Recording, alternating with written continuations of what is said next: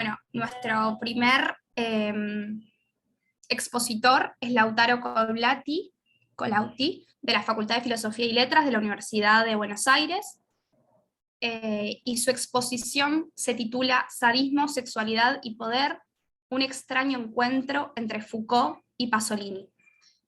Si a ustedes les parece, le doy la palabra a Lautaro, y les agradezco por estar aquí presentes y escuchar la exposición. Hola, ¿qué tal? ¿Se escucha ahí? Sí, se escucha. Un poco bajo, pero se escucha bien. Está bien, voy a tratar de hablar claro entonces. Tuve un par de problemas con la cámara, así que entré con el celular también para que se me vea. Eh, Voy a compartir pantalla. ¿Se me podría habilitar la función para compartir? Dale, a ver, un segundo. Sí, ahí ya tendrías que poder. Fíjate, por favor.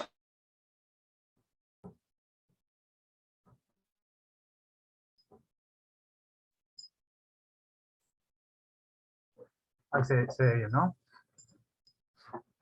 Sí, perfecto. Bueno, muchas gracias. Ahí comienzo entonces. Bueno, voy a leer la ponencia. Cualquier cosa pararé para hacer algún comentario. Y bueno, después charlamos al final, ¿no?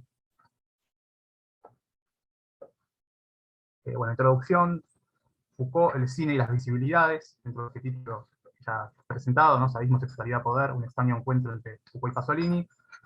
¿No? La introducción, Foucault, el cine y las visibilidades, que tiene un epígrafe que dice: nuestro inconsciente histórico está hecho de esos millones, de esos miles de millones de pequeños acontecimientos que poco a poco, como gotas de lluvia, marcan nuestro cuerpo, nuestra manera de pensar, y luego el azar hace que uno de esos microacontecimientos deje huellas y pueda convertirse en una especie de monumento, un libro o un film. Una cita de Foucault, de El retorno de Pierre Rivière, una entrevista que da para el Cahiers du Cinéma. La cuestión de la mirada siempre fue importante en la obra de Michel Foucault.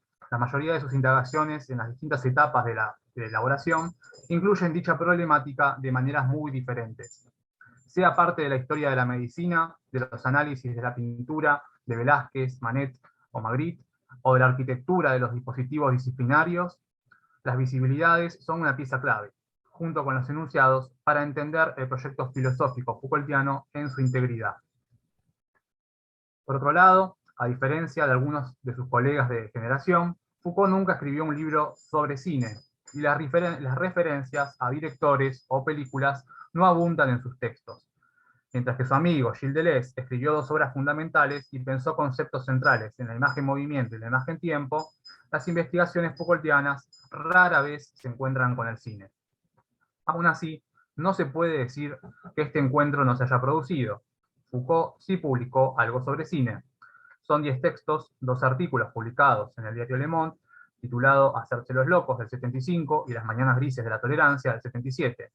El resto son entrevistas publicadas en revistas de cine, como el Cahiers du Cinéma, y realizadas por teóricos de renombre tales como Serge Daney, Serge Toubiana, Pascal Bonitzer o Pascal Canet. También, en el 82, hay una entrevista solicitada por el filósofo al director alemán Werner Schroeter. Si bien son textos breves y a simple vista desconectados de los temas trabajados por la teoría Foucaultiana, hay varios elementos sustanciales que merecen ser tomados en cuenta.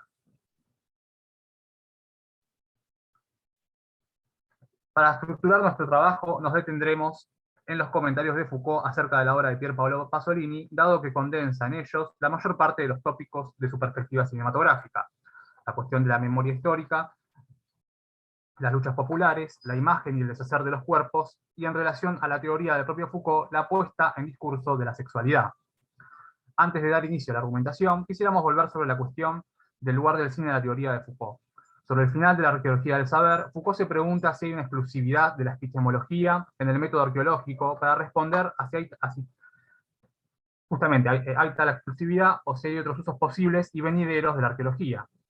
Ahí señala varias orientaciones posibles, como una arqueología de la sexualidad, una arqueología del saber político y una arqueología de la pintura. Podríamos decir que si bien el abordaje Foucaultiano varió con el correr de los años, al punto de ya no ser denominado como arqueológico, la sexualidad y el saber político tuvieron mayor desarrollo en sus pensamientos en su pensamiento que el centrado en la cuestión pictórica. Aún así, lo que quería dejar en claro Foucault era que el saber pictórico podía ser tomado como un objeto de análisis en la medida en que la positividad de dicho saber está atravesado por prácticas discursivas que conceptualizaron en distintas épocas el espacio, la profundidad, el color, la luz, las proporciones, los volúmenes, los contornos, etc. Creo que es lícito preguntarnos si el saber cinematográfico comprende parte de una misma historia, junto con la pintura, también podríamos agregar al teatro, o el lenguaje del cine tiene su punto de especificidad. ¿Sería posible ensayar una arqueología del cine? Es decir, una historia de la relación del cine y su discurso atravesada por las discontinuidades de aquellos cortes producidos por los cambios técnicos, por los cambios de mentalidad o por los films perdidos, o incluso la manera en que el archivo cinematográfico fue con estrategias discursivas en el campo de batalla de la política? Estas, creemos, son algunas de las preguntas que la obra de Foucault nos deja en el tintero. Foucault antirretro, el desencuentro entre Pasolini y el Marqués de Sade. A comienzos de la década del 60, la emblemática revista Cahiers du Cinéma atraviesa una fuerte tensión crítica entre dos tendencias de las que sus redactores y editores participaban: la vanguardia estética y la radicalización política. A principios de la década, en un ambiente cultural y social acalorado, el debate entre la primacía del abordaje estético y el ideológico a la hora de analizar los films condujo a la revista a abandonar casi por completo la crítica cinematográfica para convertirse en un espacio para el activismo político. Si ya en la década del 50 Truffaut había atacado el cinema de qualité como una forma reaccionaria de hacer películas, Jean Narboni cuestionó con la misma agresividad militante el cine convencional de los años 70, al mismo tiempo que defendió un modo alternativo de concebir la práctica cinematográfica. Entre 1970 y el 73, la mayoría de las discusiones de la revista van a ser encauzadas en torno a si los intelectuales y los artistas conservan su perspectiva pequeño burguesa e imponen un modo de acción, o si aceptan abandonar su individualismo y solo intervienen para reencauzar el ideario difuso de las masas, de un modo que aquellas puedan hacer un uso político de las imágenes cinematográficas. Luego del fracaso político en agosto del 73, en el encuentro de Unión, importante para la izquierda francesa, la revista entra en crisis y sus miembros deciden reestructurarla. Salen de la dirección Jean Narboni y Comolli y pasan a dirigir Serge Daney y Serge Toubiana. Serge Daney pasa a ser entonces el líder que refunda la revista, y en ese nuevo esquema, uno de los debates más importantes será con lo que estos críticos denominan la moda retro, inaugurada por algunas películas post-gaullismo, ¿no?, el gobierno de Gaulle, como La Conducienne de Louis Malle de 1974, o el portero de noche de Liliana Cavani, también del mismo año, que parecerían revisar el pasado de una manera pretendidamente provocadora, pero que en realidad lo fijan en una dimensión cínica que tiende a deshistorizarlo. Y es en el seno de este debate que se da la primera entrevista a Foucault, en julio y agosto del 74, quien se volvería una figura central en la reconfiguración intelectual de la revista. En la primera entrevista antirretro, nos encontramos con el problema de la memoria popular, una cuestión que se reiterará a lo largo de la serie de conversaciones.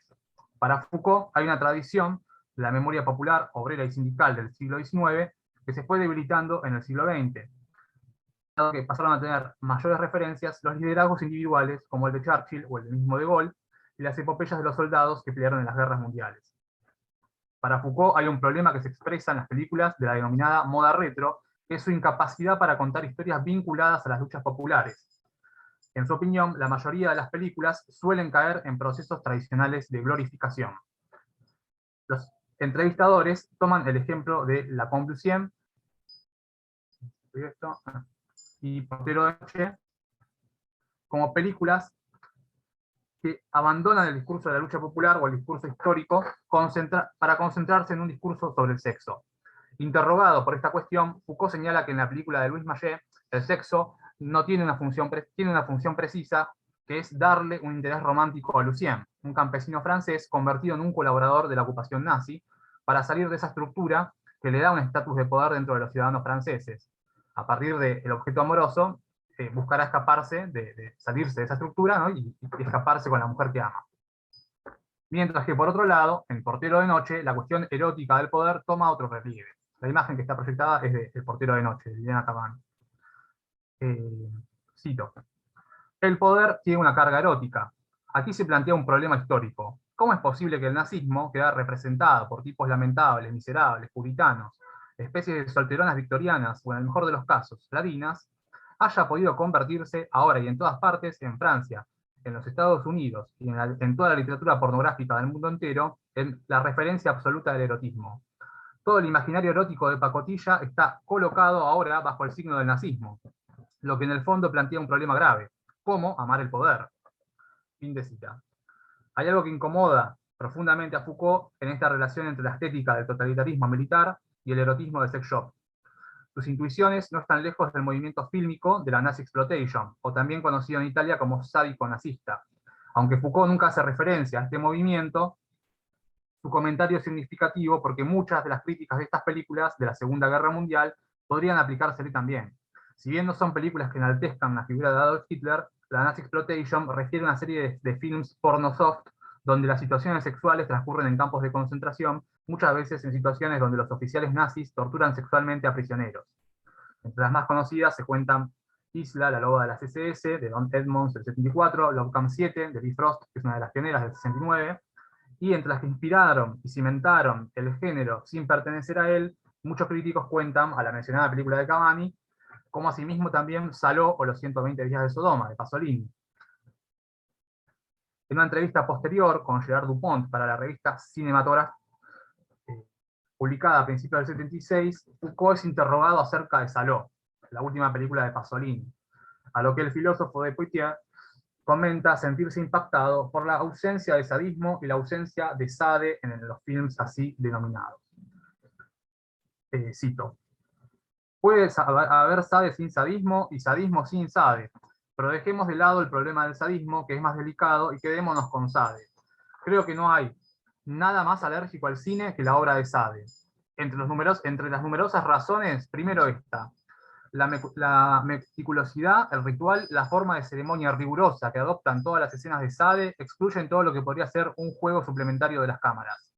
La menor adición, la menor supresión, el más pequeño adorno son insoportables. No hay una fantasía abierta, sino una reglamentación cuidadosamente programada.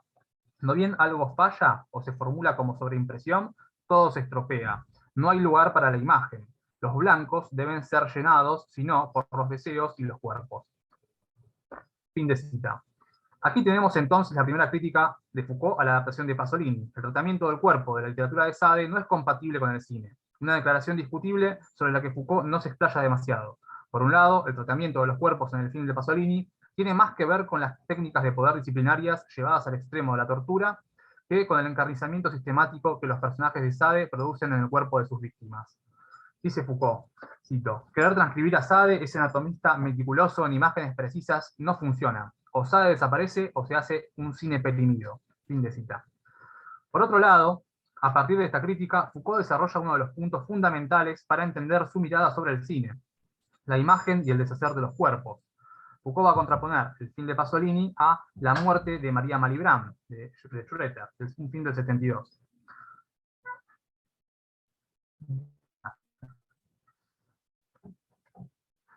Miren los besos, las caras, los labios, las mejillas, los párpados, los dientes.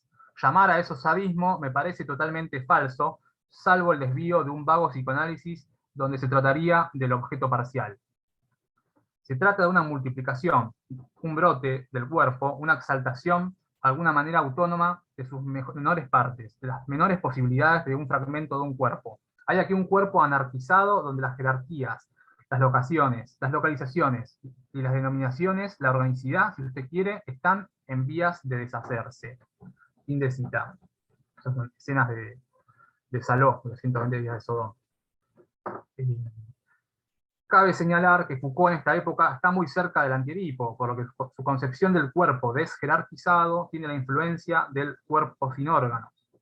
La idea Foucaultiana del cine no hace pie estrictamente en la técnica o en la estética.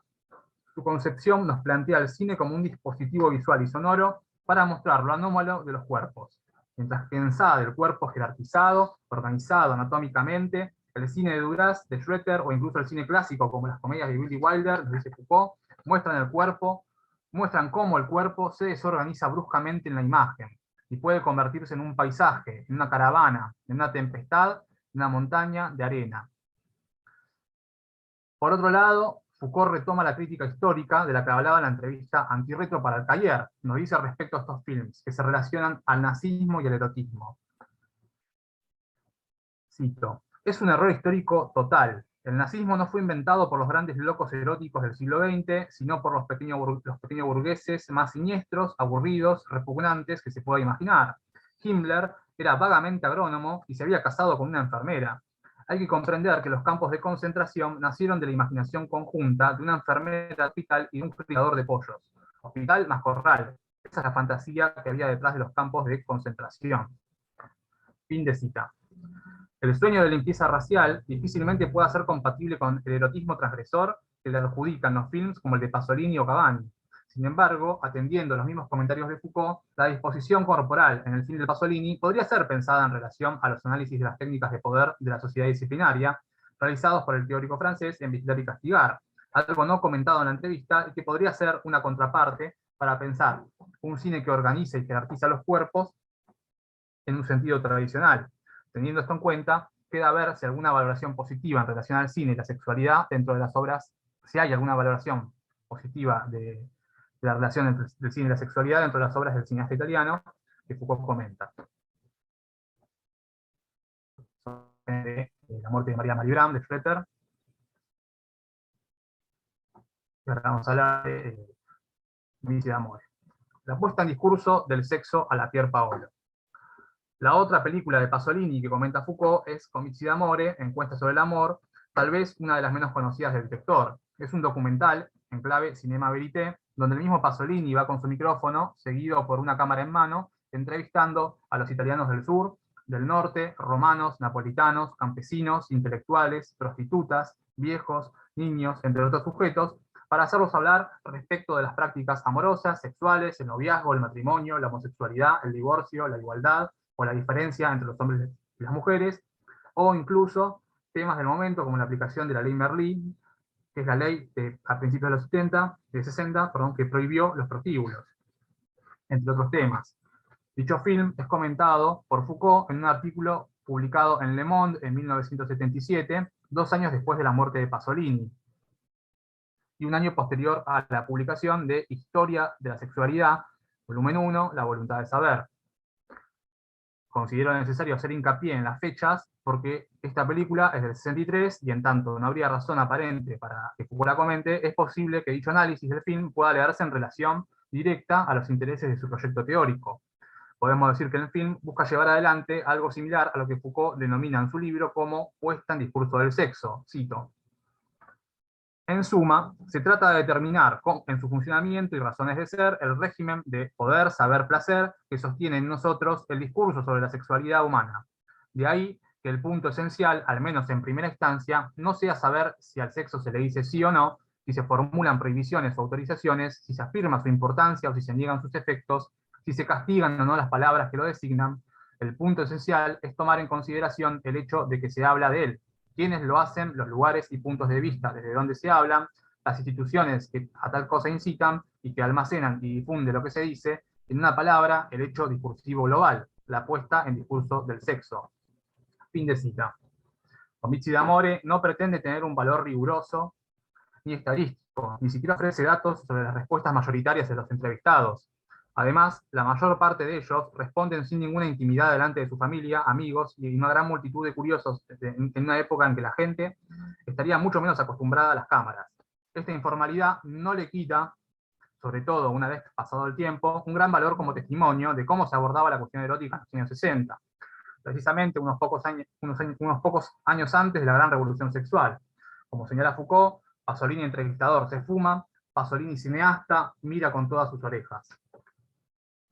En relación al resultado de las entrevistas, Pasolini percibe cierta incomodidad y cierto silencio. Si bien todo el mundo habla, no hay elaboraciones complejas más allá de estar a favor o en contra de las cuestiones indagadas. Acá cito a Foucault, en el artículo, obstinadamente las respuestas son dadas en términos de derecho, a favor o en contra del divorcio, a favor o en contra del predominio del marido, a favor o en contra de la violación de la virginidad para las chicas, a favor o en contra de la condena a los homosexuales. Como si la sociedad italiana de esa época, entre los secretos de la penitencia y las prescripciones de la ley, aún no hubiese encontrado voz para esa confidencia pública del sexo que hoy difunden nuestros medios. Fin de cita. No hay grandes declaraciones en la mayoría de los entrevistados. Los estudiantes universitarios buscan deslumbrar con conocimientos, pero de su vida íntima hablan poco y nada. Dentro de la película, Pasolini habla, ya no en la calle, con un escritor y un psicoanalista, mientras que estos intelectuales entrevistados por Pasolini le atribuyen el silencio de la sociedad al miedo, Foucault propone otra interpretación. Por un lado, no solo hay que escuchar los discursos, sino que debemos ver con nuestras orejas, es decir, también prestar atención a lo que dicen los cuerpos en puesta en escena. No es miedo lo que tienen los jóvenes que sonríen y se abrazan mientras contestan. Tampoco lo es la resignación expresada en los rostros de algunos padres que aceptan con desconfianza los cambios históricos. Cito: los jóvenes encaran este cambio de una manera muy diferente, no con gritos de alegría, sino con una mezcla de gravedad y desconfianza, porque saben que está ligado a transformaciones económicas que corren el riesgo de volver a conducir a las desigualdades de la edad, de la fortuna y del estatus. En el fondo, las mañanas grises de la tolerancia no encantan a nadie, y nadie presiente en ellas las fiestas del sexo. Fin de cita. Por último, Foucault evalúa el film en relación... ¿Perdón, ¿alguien dijo algo? No, perdón, era para avisarte que te quedan 5 minutos y podemos ir finalizando. Muchísimas gracias. Disculpa. Por último, Foucault evalúa el film en relación a la saga de los jóvenes, películas de Pasolini, películas que reconoce como grandes obras donde Pasolini retrata a la juventud de los barrios bajos como aquella fuerza ingobernable que nunca pudo ser totalmente integrada a la sociedad productiva. Y para concluir su artículo, nos advierte que la película era de la época en que Italia entraba en un movimiento de expansión, consumo y tolerancia, cuyo balance haría el mismo Pasolini en Los Escritos Corsarios, uno de sus últimos libros, dando a entender que la película se ubica culturalmente en un momento bisagra para determinado régimen de las prácticas discursivas relativas a la sexualidad. Conclusión. Si bien vemos que Foucault se ha mostrado crítico con la adaptación de la obra de Sade realizada por Pasolini, también ha reconocido su labor como cineasta y su indagación acerca de la sexualidad con cierto entusiasmo. Por un lado, Saló no deja de inscribirse en la moda retro, que tiende a erotizar el autoritarismo, incurriendo en errores históricos y dejando de lado la oportunidad de ser una expresión popular o de la memoria histórica, pero también podemos decir, en defensa de este polémico film, que hay un tratamiento de la corporalidad que puede ser analizado por fuera de la comparativa con la literatura del Marqués de Sade. Es posible sugerir tal vez que una de las potencias críticas de la película es aquella posibilidad de pensar los espacios de encierro y la disciplina militar como el poder que puede disponer del cuerpo y de las vidas, de un modo tal, como el mismo Foucault señala en sus seminarios más tarde, sobre la biopolítica, que desemboque en el acto soberano de dar la muerte. Entonces, ahí termina la ponencia.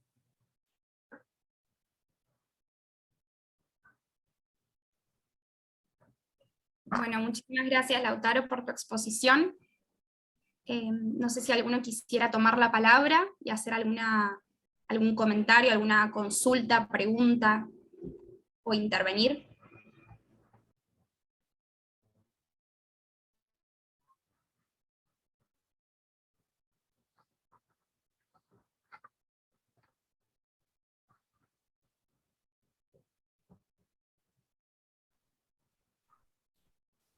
¿Puedo comenzar? Yo te pregunto, Lautaro, en tu resumen hablas de la relación entre imagen y memoria. Quería preguntarte en dónde, cómo retomás esta relación.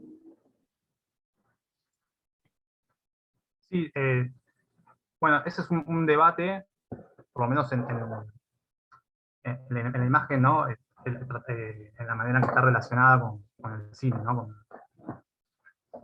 Que se dan al interior de la revista Cahiers du Cinema, en relación justamente a estas películas, ¿no? Que de algún modo toman la Segunda Guerra Mundial como parámetro, pero genera un debate en torno a si eso es una memoria, ¿no? O la construcción de una memoria en un sentido más firme, Va a haber también en algunas entrevistas se van a hablar de otros proyectos. Por ejemplo, Foucault en sus investigaciones en un momento encuentra el caso de un campesino que se llama Pierre Rivière, y publica el juicio a Pierre Rivière, y a partir de ahí el caso vuelve a tener una especie de popularidad, y se van a armar una película en la cual va a participar el mismo Foucault como asesor, y incluso creo que actúa en una escena.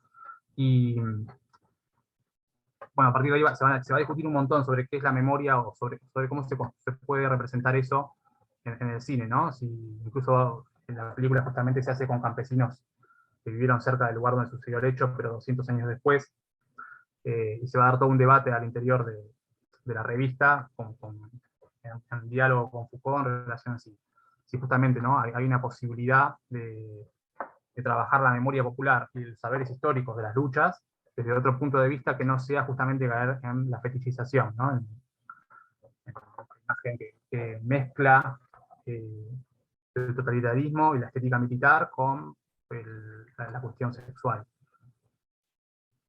No sé si eso responde. Bueno, muchísimas gracias. Silvana te pregunta por el chat, dice, ¿cómo podríamos pensar la relación entre la performatividad de las imágenes y este momento bisagra en los discursos sobre la sexualidad en Italia? Habría que ver qué sería lo que por ahí define, ¿no?, por performatividad de las imágenes. Yo creo que en parte justamente los intelectuales del documental de Pasolini no atienden mucho a esta cuestión de las imágenes, de cómo contesta la gente, y por eso justamente dicen, no hablan tanto por miedo.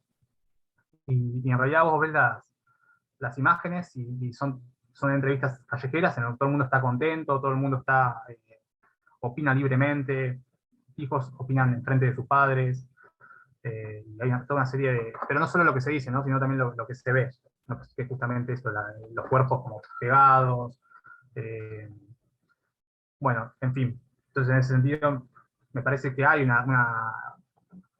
el documental muestra, en el sentido de que nos deja ver que se está produciendo un cambio, porque no es justamente la Italia, incluso en el sur, que es como que muchas veces el norte de Italia, que es como cosmopolita, más liberal, se tiende a pensar que eso es algo que aparte aparece mucho, o esos cruces aparecen muy marcados en el documental. Con las imágenes también podemos ver ese tipo de actitudes, ¿no? Cómo se lo toman,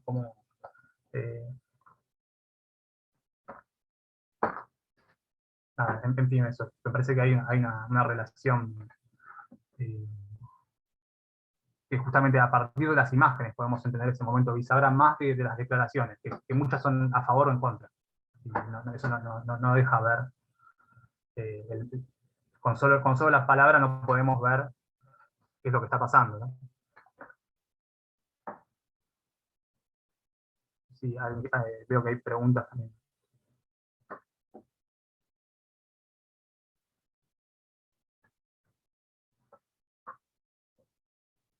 Si querés, Mateo, tomar la palabra, adelante. Lautaro, gracias por la presentación, muy interesante. A mí siempre me sorprende un poco esto que marcabas al principio, esta ausencia del cine y de los medios en general en Foucault, pese a, bueno, estas referencias que vos que nos contaste, nos describiste sobre la obra de Pasolini. Bueno, hay como una laguna ahí. Y yo pensaba en un texto creo que es noruego, se llama Mathiesen, o si no es noruego es por esas zonas. Es un sociólogo que tiene un escrito que justamente se llama Foucault revisitado, o algo así. Está en inglés, no me acuerdo bien cómo es el título, pero algo así como Revisitar a Foucault o Foucault revisitado. Y justamente habla primero empieza hablando de esta sorprendente laguna, porque los medios de comunicación, el cine, pero los medios de comunicación en general tenían una fuerte presencia en los 70, en la época de Foucault, cómo es bueno, un análisis que no encontramos en Foucault, ¿no? Y ahí me parece que ahí plantea algo que me parece súper interesante, que es lo que dice Mathiesen, es que podríamos pensar los medios como una lógica contraria a el panóptico, ¿no? Si en el panóptico uno ve a muchos, en los medios y en el cine muchos ven a uno, a la pantalla en este caso, ¿no? Habla justamente de una sociedad sinóptica en vez de panóptica, ¿no? Una sociedad en la que todos vemos, en que todos vigilamos y somos vigilados al mismo tiempo juntos. Bueno, nada, comentar esto porque me parece que es un artículo interesante para seguir pensando esta cuestión y preguntarte, es una pregunta medio difícil de contestar, pero ¿por qué crees que se da este vacío? No sé si hay una respuesta, ¿no? Pero ¿por qué, más allá de estos comentarios marginales sobre Pasolini, no hay, digamos, una teoría de los medios, una teoría, no sé? Para mí es algo que me sorprende. Muchas gracias. Voy a buscarlo, la verdad no conocía el artículo y ahí lo anoté. Ahora lo googleo a ver si lo encuentro en internet rápido y lo mando el... Buenísimo, estaría buenísimo.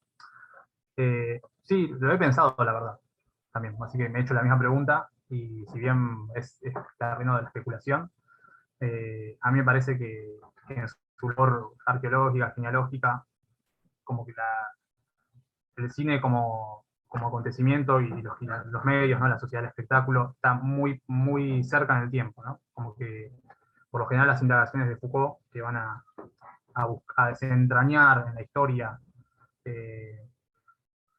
elementos para pensar la actualidad, pero por lo general no cuando van a pensar la sociedad disciplinaria, que llegaría hasta el día de hoy, va, ¿no? Al nacimiento de la prisión, en el siglo XVIII, en el siglo XIX, todos esos cambios que se van produciendo.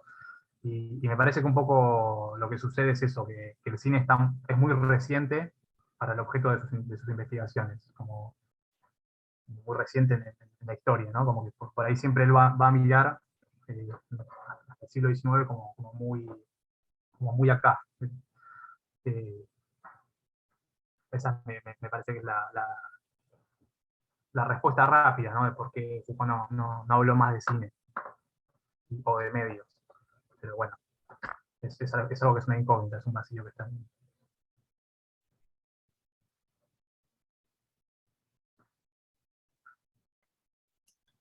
Mariana, si querés preguntar.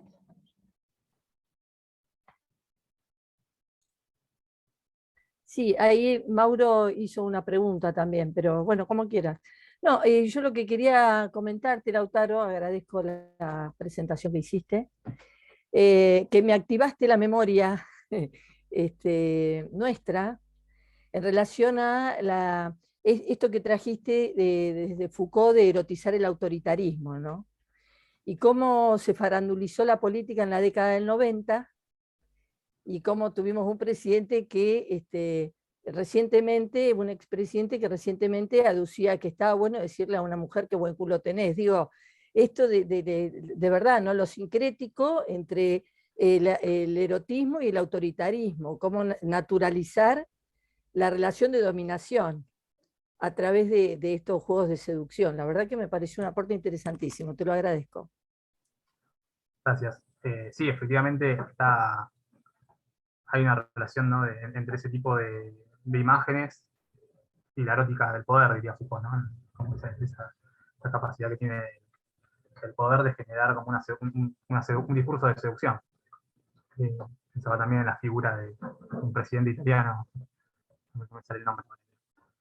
Eh, pero me parece que también vendría en esa línea, ¿no?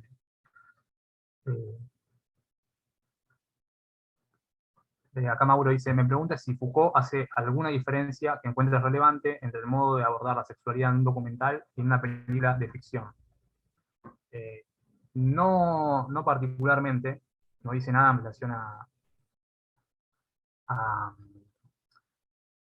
la distinción entre documental y película de ficción, pero sí hace una distinción entre, no estas entrevistas en las que habla de Pasolini, sino en otras también de revistas de cine, El libro que compila todos los textos, dicho sea de paso, se llama Foucault al cine.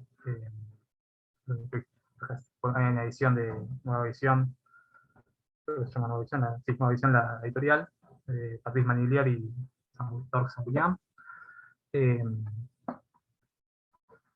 Y en algunas de esas entrevistas sí hace una distinción entre la práctica del historiador y la práctica de la narrativa, ¿no? del cine, que de algún modo tienen que tener una diferencia porque el laburo del historiador es meticuloso hasta tal punto que no puede estructurarse fácilmente en una narrativa audiovisual.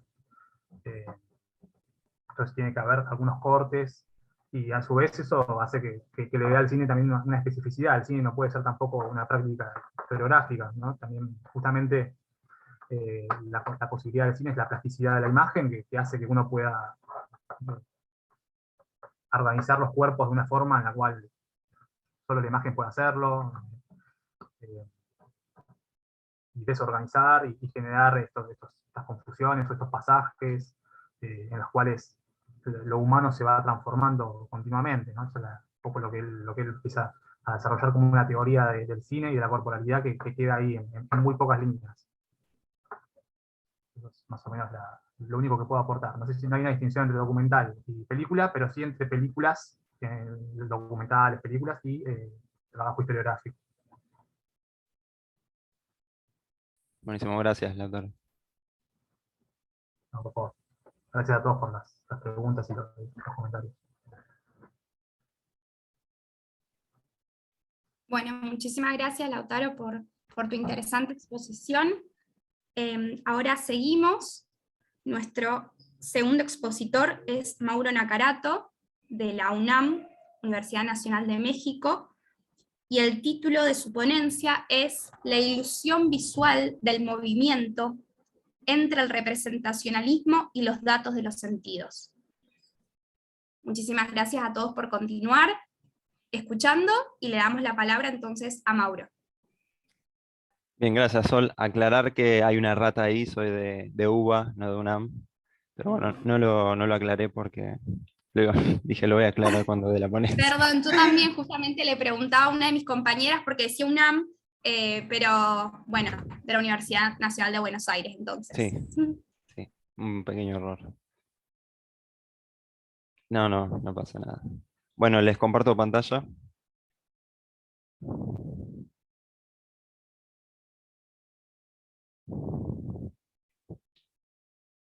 Ahí se ve. Ok. Bien, el nombre de esta ponencia es La ilusión visual del movimiento entre el representacionalismo y los datos de los sentidos. Este es un trabajo que hice para un seminario de introducción a las ciencias cognitivas, así que tiene ese enfoque en principio, ¿no? Los objetivos de mi ponencia son dar argumentos a favor de la teoría, que suele considerarse perimida, de los datos de los sentidos, sense data, para explicar la percepción visual del movimiento por el efecto estroboscópico o movimiento beta, que es el que hace posible la percepción del movimiento en el cine. En segundo lugar, mostrar cuáles son las falencias del representacionalismo para explicar la percepción visual del movimiento, y dar una definición tentativa de lo que es la ilusión visual en el marco de una explicación funcionalista barra evolucionista de la percepción. Me centraré en la percepción del movimiento en sus aspectos fenomenológicos y fisiológicos, más allá de que el origen sea la distinción epistemológica entre movimiento real y movimiento ilusorio, que doy por supuesto en este trabajo. Bueno, para empezar a definir qué es el movimiento estroboscópico o movimiento beta, este efecto fue descrito por primera vez por la Escuela de la Gestalt en 1912, si no me equivoco, por Wertheimer. Bueno, se llama efecto estroboscópico al fenómeno de percibir movimiento a partir de una sucesión de imágenes estáticas bajo una determinada frecuencia medida en imágenes por segundo. El ejemplo de efecto estroboscópico que traje acá es, que espero que se esté moviendo, es el primero, donde tenemos un fondo estático y bueno, 3 puntos que se van moviendo y que el efecto se produce justamente por la frecuencia con la que las imágenes se proyectan.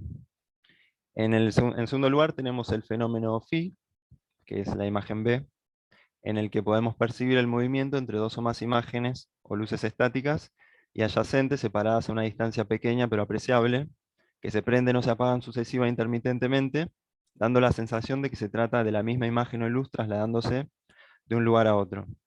En este segundo caso, lo que tenemos es algo que suele ser descrito como un movimiento de tipo fantasmático, ¿no? Si centramos la mirada en el centro del círculo formado por estos puntos, vemos que hay algo que tiene un color particular que se va trasladando a lo largo de la circunferencia. Bien, y el efecto más claro de lo que es el efecto estroboscópico es un flipbook, que son bueno, hojas que nosotros vamos pasando rápidamente y generan el efecto de movimiento, que es la base de, bueno, las caricaturas y todo lo que es la animación. Estos dos fenómenos, que bueno, son considerados ilusiones, tuvieron en general dos explicaciones históricas. La primera, llamada la persistencia de la visión, que fue propuesta por primera vez por Roget, y consiste en una supuesta capacidad de la retina de conservar las imágenes proyectadas en ella por un periodo de tiempo mayor al de la captación, de manera que puedan ser percibidas de forma fluida y no eh, como imágenes individuales y separadas las unas de las otras en el tiempo. Bueno, esta teoría de la percepción supone un observador pasivo sobre el cual se proyectan las imágenes provenientes del exterior y, bueno, supone lo que es la fusión retinal, que hace que percibamos la imagen en movimiento como una unidad. Bueno, esta teoría fue refutada, como luego mostraré, por los análisis y los estudios del procesamiento en el sistema nervioso central. La pregunta entonces que me hago es si existen mecanismos cerebrales diferentes para percibir lo que es el movimiento ilusorio y el movimiento real. En principio, hay evidencia neurológica de que el movimiento aparente de corto alcance, el efecto estroboscópico, por el que percibimos el movimiento suave de las películas, sería procesado por el sistema magno en el núcleo geniculado lateral, que es centro de procesamiento primario de la información visual recibida por la retina del ojo, el mismo encargado de procesar el movimiento real, o sea que tanto el movimiento ilusorio como el real estarían procesados en el mismo centro de procesamiento del cerebro, mientras que el movimiento de largo alcance sería procesado de manera menos directa por conexiones reentrantes con otras áreas cerebrales.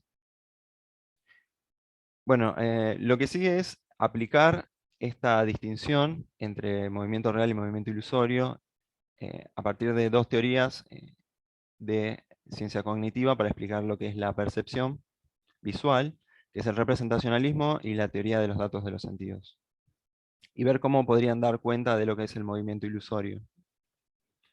En el caso de los datos de los sentidos, su tesis principal es que la percepción consiste en la percatación de datos de los sentidos, esto es, entidades mentales que dependen de nuestra mente para existir y que poseen propiedades sensibles. En el caso de la visión, estos datos de los sentidos tienen color, extensión, profundidad y todas las cualidades visuales que atribuimos a los objetos en general, las personas que no poseemos discapacidades visuales. Si bien existe el problema de cuál es la relación entre estos datos de los sentidos y los objetos externos a la visión, la teoría per se, la teoría mecanicista, no necesita comprometerse con ellos para la explicación de la percepción. Una posible formalización de la teoría es la siguiente. Un sujeto S tiene una experiencia visual a partir de una propiedad F, si solo si S percibe un dato de los sentidos D con la propiedad F. Es decir, solo puede percibir esa propiedad sensible si esa propiedad sensible está instanciada en un dato de los sentidos. Bueno, la teoría de los datos de los sentidos sostiene que en los casos en que tenemos estados perceptivos indiscriminables entre sí, como en el caso del movimiento ilusorio y el movimiento real, por ejemplo, sus respectivos estados de percepción verídica, lo que hay en común es un mismo estado mental subyacente, que sería un dato de los sentidos, es decir, un objeto mental del que somos conscientes cuando percibimos. Además, hay un supuesto metafísico en que se basa la teoría llamado principio fenomenológico, el cual afirma que si sensiblemente le parece a un sujeto que hay algo que posee una cualidad sensible particular, entonces hay algo de lo que el sujeto es consciente que posee esa cualidad. Este principio, que tiene forma de condicional, afirma que si se da el antecedente fenomenológico, se da el consecuente metafísico. Bueno, lo más interesante que encuentro de esta teoría es que no suscriben sus versiones canónicas a la tesis representacionalista, es decir, la tesis que dice que toda percepción visual es representacional. Esto es así porque lo que posee las cualidades sensibles percibidas no es el objeto representado, sino el dato de los sentidos mismo, es decir, el objeto que se interpone entre nuestra conciencia y el mundo exterior. En este sentido, no es necesario postular un contenido de nuestras percepciones como sí sucede con el representacionalismo. Y bueno, hay dos variantes de esta teoría, que son las que menciona Fish en su libro. Que, bueno, la primera es la teoría del núcleo sensorial, cuyo principal exponente es Price, que propone que existen dos componentes de los que nos apercibimos en la experiencia normal. Por un lado, las cualidades sensibles del dato de los sentidos, y por otro, sus características representacionales, que son las que representan el mundo justamente, que son proposicionales. Este componente representacional es percibido no por medio de los datos de los sentidos mismos, sino por medio de otra facultad cognitiva que nos informa que existe el objeto percibido, es decir, que interpreta ese dato de los sentidos. La teoría de la percepción, en segundo lugar, cuyo principal exponente es Firth, sostiene que son los datos de los sentidos mismos los que son ostensivos o representacionales. Así, los datos de los sentidos tienen en sí mismos las cualidades sensibles, pero no las cualidades del objeto representado, como ser la cualidad de ser un animal. Bueno, según Firth, en la percepción cotidiana, sin embargo, no somos conscientes en lo absoluto de las cualidades puramente sensibles de los sense data, sino de sus cualidades representacionales. Dos objeciones que debería enfrentar, según Pereira, un teórico de los datos de los sentidos, son, primero, explicar cómo algo puede realmente existir y estar confinado a un episodio singular de conciencia subjetiva. Es decir, el problema es cómo podemos dar cuenta de una existencia dependiente de la conciencia y no caer en posiciones idealistas. Y segundo, deben proveer un indicio para entender cómo algo puede ser no físico y al mismo tiempo un componente real del mundo, esto es una entidad. Bien, y en segundo lugar, repongo brevemente lo que es el representacionalismo, que es un poco inabarcable, pero yo hago un resumen que conviene a mi exposición en algún sentido, ¿no? Bueno, es la posición filosófica en auge en el mundo de las ciencias cognitivas durante las últimas décadas. Esta teoría afirma que nuestra percepción es intencional, esto es, representa estados de cosas del mundo. Como afirma Crane, los representacionalistas conciben a la percepción como si fuera una actitud proposicional hacia un contenido. Este contenido es corregible, es decir, podemos decir en cada caso si la representación se corresponde o no con la realidad. Siguiendo a Pereira, estos teóricos sostienen que hay una base metafísica común de tipo representacional, entre los casos de alucinación y percepción verídica, que hace que sean indiscriminables introspectivamente entre sí, tengan el mismo rol en la formación de creencias y sean similares fenoménicamente. Bueno, de acuerdo con Fish, podemos decir que el carácter representacional del contenido de la visión se da en virtud de su fenomenología, y con esta alcanza para que la experiencia sea algo pasible de ser verdadero o falso.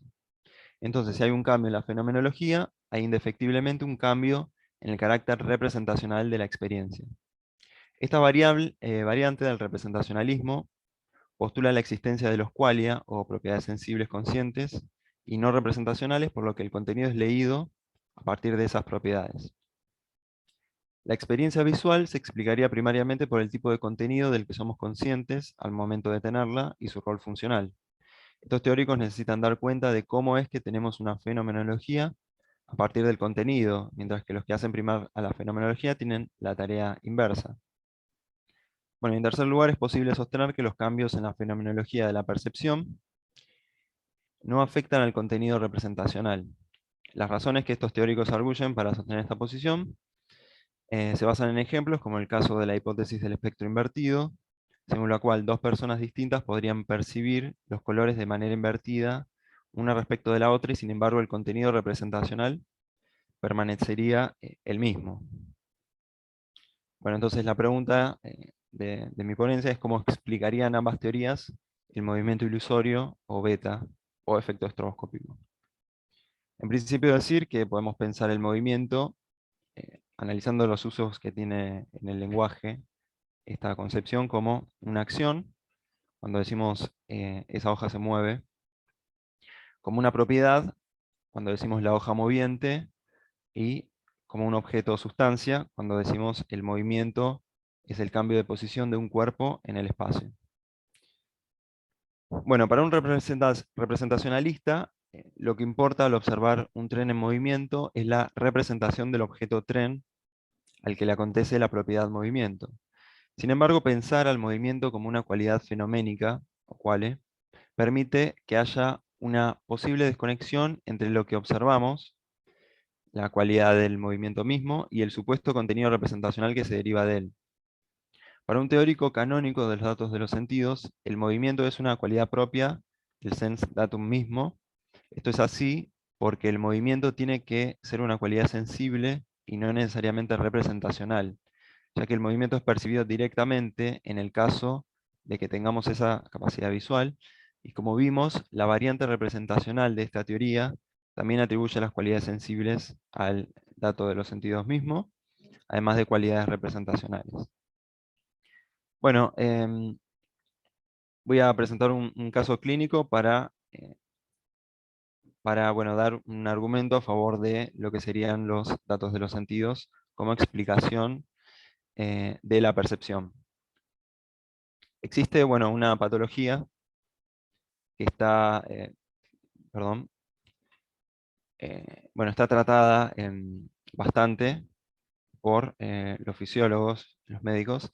Esta patología, presentada por primera vez por Siegel en 1983, es producto de una lesión en el área B5 de la corteza prestriada, que es la que recibe información directa del núcleo geniculado lateral, y se caracteriza por la incapacidad de percibir movimiento visual. Así como es posible tener ceguera a los colores, podemos sufrir ceguera al movimiento. En los casos clínicos estudiados, los mecanismos retinales se mantenían intactos y todos los mecanismos visuales hasta la corteza estriada también, por lo que las explicaciones iniciales del efecto estroboscópico, que apelaban a la persistencia de la visión, son falsas, ya que bueno, la retina se mantenía intacta en estas personas que habían sufrido accidentes y se había extirpado, se había dañado ese núcleo geniculado lateral. Siegel afirma que bueno, la paciente estudiada en su paper no tenía percepción del movimiento phi, y que durante un experimento en el que se le mostraba un punto de luz desplazándose de un lado a otro, la percepción del movimiento que se produce por el movimiento phi era reemplazada por una luz estacionaria observada en distintos lugares, cuando el muestreo del experimentador superaba una determinada velocidad que un paciente normal percibiría como movimiento fluido. Si bien la ceguera al movimiento no era total, en la mayoría de los casos, la paciente solo podía observar un cambio de posición de la figura mostrada, la cual aparecía primero en un lugar y luego en otro, sin percibir el desplazamiento intermedio. Bueno, este caso creo que nos sirve para pensar qué es el movimiento, no solo desde una perspectiva fenomenológica, sino también metafísica, en el sentido de que hay una relación causal entre nuestra fisiología y la percepción del movimiento. El hecho es que si determinadas áreas cerebrales se dañan y otras se mantienen intactas, podemos dejar de percibir el movimiento y pasar a percibir imágenes estáticas una tras otra. Si quisiéramos explicar la percepción del movimiento a partir del representacionalismo, deberíamos atribuir la propiedad del movimiento a aquello representado y no a la visión misma, a menos que estemos a favor de postular qualia, a partir de los cuales representamos el mundo. En este último caso sería posible decir que la propiedad del movimiento se instancia en nuestra experiencia al percibir algo del mundo, y que es a partir de esa propiedad que podemos atribuir el movimiento al objeto representado. Bueno, sin embargo, sostengo que podemos pensar que la visión misma, esto es como una hipótesis funcional, funciona bajo el mecanismo,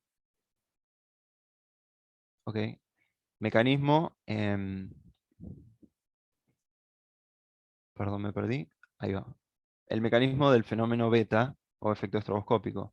Y cada dato de los sentidos funciona como una imagen reproducida en nuestra experiencia bajo una determinada frecuencia. Los datos de los sentidos no necesitan distinguir entre el contenido de lo que hay en la escena y si estos son imágenes representacionales o no. Todo es una imagen movimiento y por lo tanto el movimiento ilusorio se explicaría como movimiento beta. Incluso sería necesario el movimiento beta pensado de esta manera para percibir el movimiento phi, ya que, bueno, como observamos al principio, podemos ver instanciados ambos fenómenos en una pantalla de computadora que funciona bajo la lógica del fenómeno beta. Bien, entonces, si partimos de la idea de que la percepción está compuesta de elementos y procesos discretos, podemos empezar a explicar los casos de movimiento ilusorio a partir de una analogía de lo que sucede con el efecto estroboscópico en el cine y las pantallas digitales en general. Como en la kinetopsia, se demuestra que la percepción del movimiento se produce por el procesamiento de los datos visuales de una parte específica del cerebro y que es posible que, dado un daño en esa zona, percibamos solo imágenes estáticas, sin la fluidez del movimiento, podamos pensar que no solo estos procesos discretos se dan a nivel fisiológico, sino también en el aspecto fenomenológico, solo que la percepción del movimiento producida depende de la frecuencia a la que se nos presentan estas imágenes o datos de los sentidos. Y bueno, por último, para hacer explícita esta explicación evolutivo-funcionalista, sabemos que existe un umbral de la percepción bajo el cual podemos percibir movimiento continuo si se nos muestra una seguidilla de imágenes, el cual fue establecido experimentalmente en 10 y 12 imágenes por segundo. Por debajo de ese umbral percibiremos cada una de las imágenes de manera separada. Pensar este límite en nuestra capacidad cognitiva puede tener dos motivaciones. Por un lado, establecer aquello que no podemos conocer directamente por medio de esa capacidad, o hipotetizar los beneficios que tiene ese límite para el sistema fisiológico en general. Dependiendo de la cantidad de imágenes por segundo que percibamos en, por ejemplo, un monitor de PC, cambiará la fluidez del movimiento percibido. Esto no implica que no se perciba movimiento per se cuando la fluidez es menor, pero bueno, como no existe una unidad de medida de la fluidez del movimiento, debemos contentarnos con su correlato físico, las imágenes por segundo, y así la fluidez se relaciona directamente con la cantidad de energía eléctrica necesaria para procesar y reproducir cada una de esas imágenes por parte de la computadora que instancia ese proceso.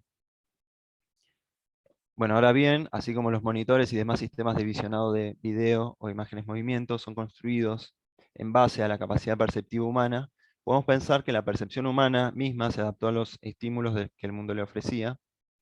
Por esto, no habría sido necesario que procesáramos mayor cantidad de imágenes por segundo que seríamos capaces de percibir antes de no notar diferencia con el movimiento real, ya que la velocidad de movimiento de los estímulos recibidos y su relación con nuestros objetivos, como ser cazar un ave, no suponía un procesamiento mayor. Si superáramos ese número, el gasto energético requerido por la visión se incrementaría exponencialmente, lo que sería perjudicial para nuestra supervivencia, ya que requeriríamos mayor cantidad de alimentos, frecuencia de alimentación, etc. Bueno, la idea es, en síntesis, que si bien no podemos dar cuenta de ciertas cuestiones ontológicas con respecto a los datos de los sentidos, que menciona Pereira, como ser la relación exacta entre la conciencia y sus objetos, esto también sucede con las variantes representacionalistas, en auge hoy en ciencias cognitivas. Bueno, sin embargo, los datos de los sentidos nos permiten pensar el movimiento de manera objetiva y mecánica, es decir, a partir de datos cuantificables, como por ejemplo la frecuencia de las imágenes bajo las cuales percibimos o no movimiento. En este sentido, al menos un aspecto sería públicamente contrastable, y además habría propiedades estructurales que compartirían los datos de los sentidos de distintas personas y que serían comprobables públicamente con métodos matemáticos y de experimentación. No necesitamos postular que las propiedades estructurales de los datos de los sentidos son representacionales, ya que mostrarían el mundo tal cual es, pero de manera simplificada. Es decir, percibimos bajo ciertas limitaciones que hacen al sistema orgánico en general funcionar de manera adecuada. Y con adecuado me refiero a lo que Hempel explica cuando da una explicación de lo que es un sistema funcional, que es promover la supervivencia del organismo. Bueno, eso sería todo. Gracias por su atención. Muchas gracias, Mauro, por tu exposición tan detallada y tan completa. Doy lugar si alguien quiere tomar la palabra, hacer una pregunta, comentario.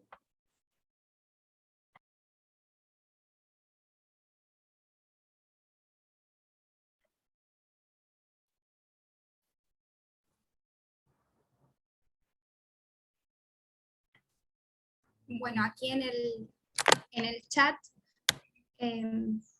figura como notas salteadas, porque el tema me excede un montón, pienso en la importancia de la velocidad para distinguir entre imágenes, y una diferencia entre el movimiento de un mismo objeto sujeto y el movimiento ilusorio generado a partir de diferentes imágenes estáticas. No es una pregunta, pero digo, es como, si me dejaste pensando en algunas cosas, digo, vienen por ahí, ¿no? No sé qué. Y lo que sí pensaba como pregunta es desde el Sensadata, hay una percepción plural de los objetos, o sea, ¿a qué me refiero? A que no haya estamos hablando de imágenes, ¿no? Y entonces la visión sería el sentido principal, pero se considera que hay la posibilidad de una visión pura, como si solo se captara con la visión con los ojos, o se reconoce la participación de los otros sentidos para ver. No sé si. Claro, sí, entiendo. No, las teorías de Sense Data en general postulan que hay Sense Data para cada uno de los sentidos, ¿no? Pero en este caso a mí me interesa, como un área de interés es el cine en general, me interesaba ver cómo estas teorías podían dar cuenta de lo que es esa percepción del movimiento ilusorio que es, bueno, tan común hoy en día, porque estamos todo el tiempo percibiéndolas. Incluso esta conferencia funciona bajo el efecto estroboscópico. Percibimos nuestros movimientos a partir de este fenómeno ilusorio. Entonces, bueno, la idea era centrarme solo en la visión, pero sí, en general postulan que hay datos de los sentidos para cada uno de los sentidos. Y bueno, la segunda pregunta era, sí, en general los teóricos de los datos de los sentidos postulan que eh, la percepción, tal como ellos la describen, en términos así mecanicistas, es en algún sentido más pura que aquella interpretada por los representacionalistas, por ejemplo. Así que sí, en ese sentido sí. Y bueno, la idea era también apelar a esta teoría para justamente, bueno, hoy pensaba en la conferencia del doctor Zamora Águila, que es la distinción entre ver y mirar. Yo, en este caso, me centraba en el ver, no en el mirar, que sería una etapa posterior, ¿no? Pero la idea es pensar en los fundamentos fisiológicos, qué tipo de entidades son las que están funcionando al momento de percibir, de percibir el dato bruto, porque nosotros no podemos controlar conscientemente si percibimos movimiento ilusorio o no. No es que lo interpretamos, sino que son procesos inconscientes o preconscientes.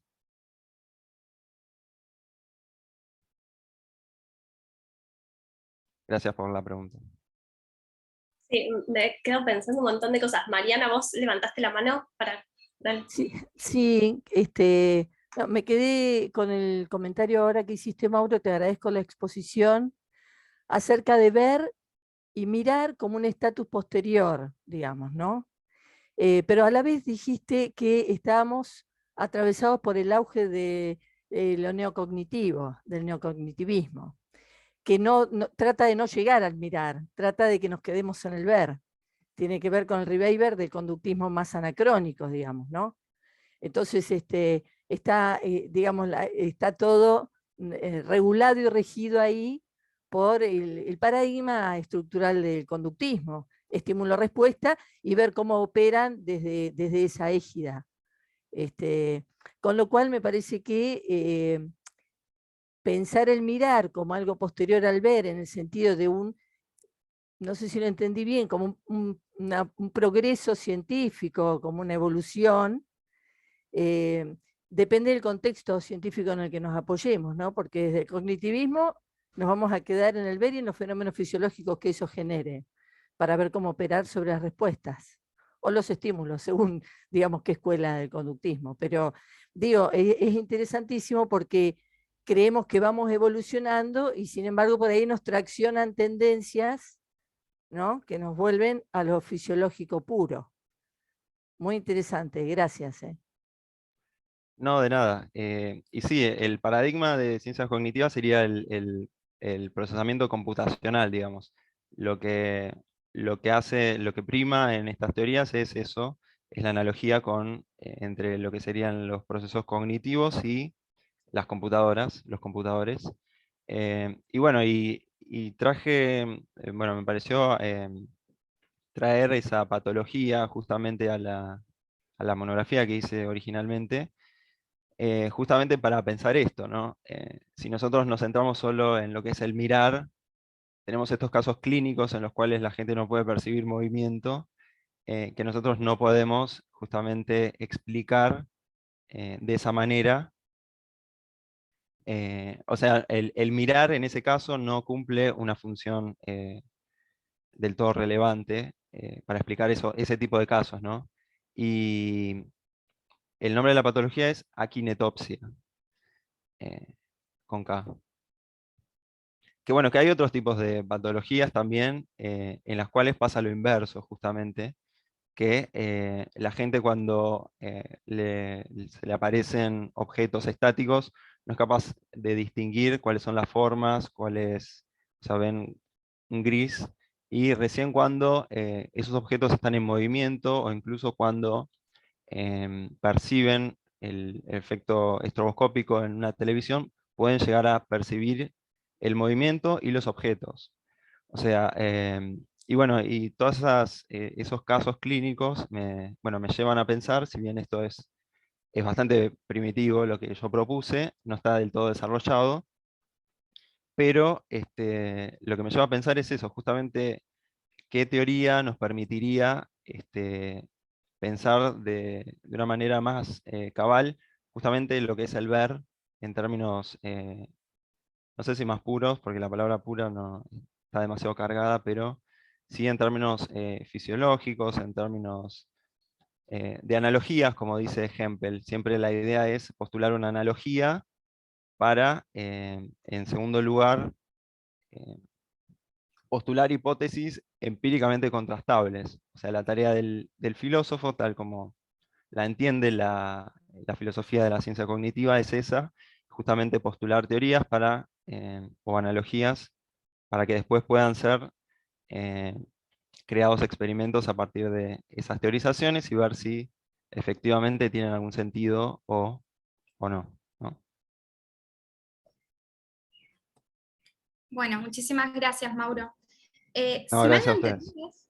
vos hablabas de la relación entre la percepción humana y la velocidad de los estímulos recibidos, y la pregunta que te quería hacer era si vos pensás entonces, o si desde esta teoría se puede pensar en un cambio de la percepción humana a partir de los cambios en los dispositivos, pienso en la tecnología y en los contenidos audiovisuales, y en que la velocidad se ha maximizado muchísimo. Creo que vos diste un ejemplo de un ave cruzando, bueno, nos imaginamos hoy la cantidad de estímulos que recibimos en el cine, la computadora, el smartphone, etc.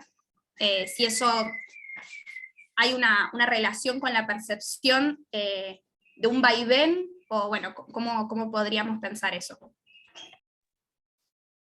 Bueno, sí, es interesante eso porque, bueno, como decía, hoy los dispositivos de visionado audiovisuales están creados justamente a partir de nuestros límites visuales en términos de percibir la fluidez visual. Si bien no existe, como también había puesto en el PPT,